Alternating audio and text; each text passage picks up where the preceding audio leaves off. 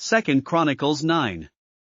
When the Queen of Sheba heard of Solomon's fame, she came to Jerusalem to test him with hard questions. Arriving with a very great caravan with camels, carrying spices, large quantities of gold, and precious stones, she came to Solomon and talked with him about all she had on her mind.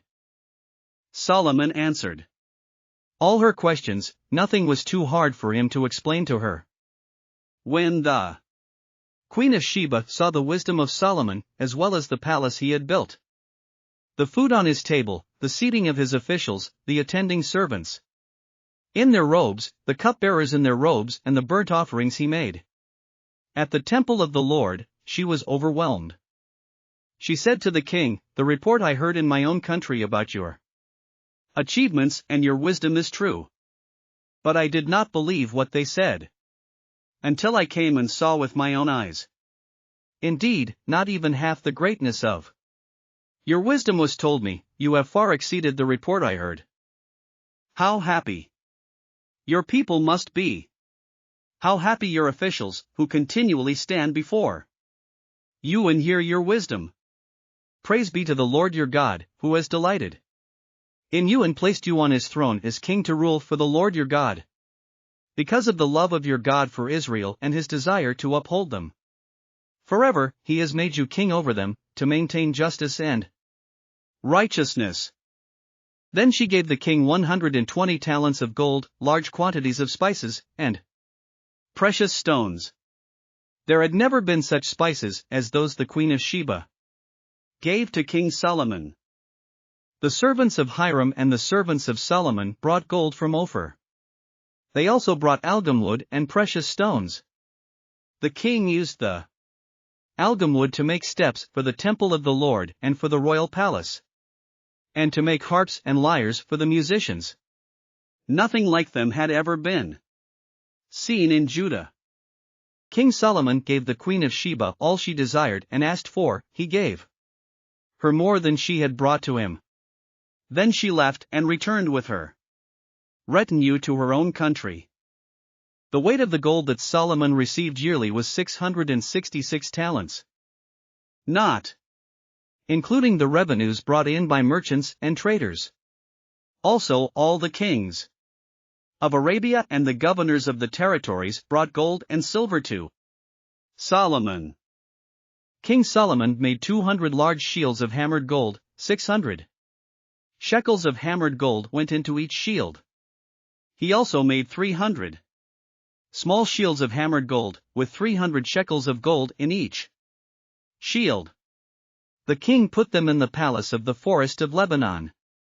Then the king made a great throne covered with ivory and overlaid with pure gold. The throne had 6 steps, and a footstool of gold was attached to it.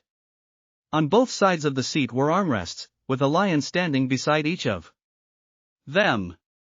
12 lions stood on the 6 steps, one at either end of each step. Nothing like it had ever been made for any other kingdom. All King Solomon's goblets were gold, and all the household articles in the palace of the forest of Lebanon were pure gold.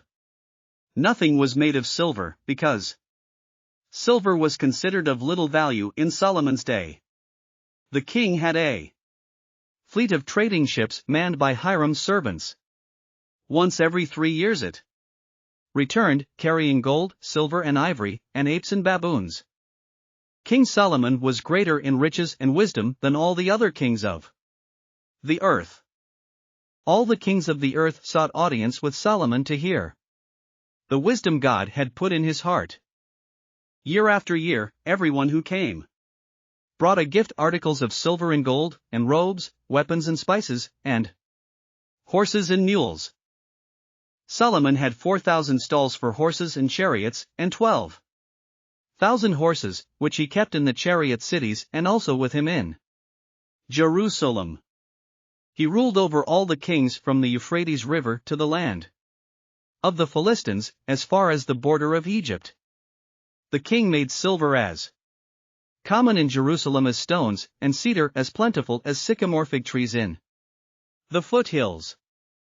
Solomon's horses were imported from Egypt and from all other countries.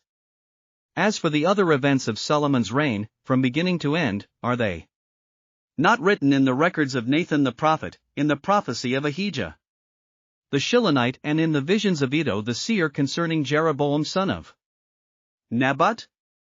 Solomon reigned in Jerusalem over all Israel 40 years. Then he rested with his ancestors and was buried in the city of David his father. And Rehoboam his son succeeded him as king. Thanks for listening to another chapter of the Bible. At My Faith Fuel, we believe a good coffee fuels your faith and energizes your day.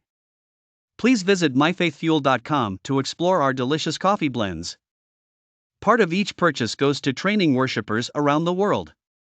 Thanks for listening.